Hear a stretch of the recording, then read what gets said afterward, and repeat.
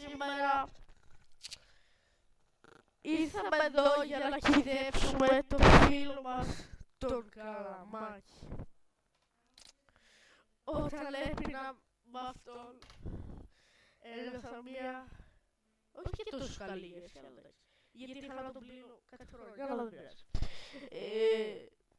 Αλλά καθώς τον έπινα, κάποιος που λέγεται Νίκος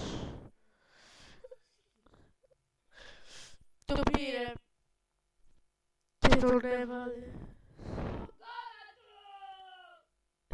στην εργασία για το σχολείο του!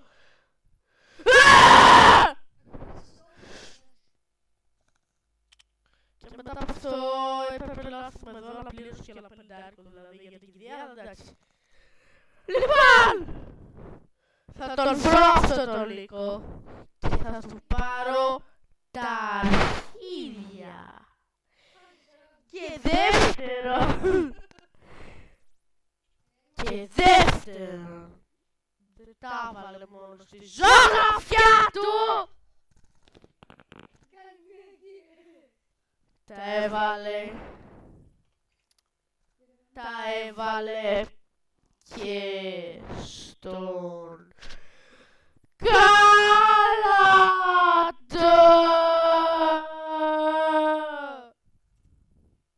Και τώρα όταν κλάλει μυρίζω Red Bull.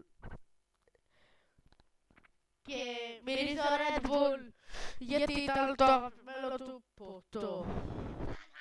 Και όταν έπινα Red Bull έκλανε ο Καλαμάκης, δεν ξέρω γιατί είχαν φουσκάλει. Γεια σας!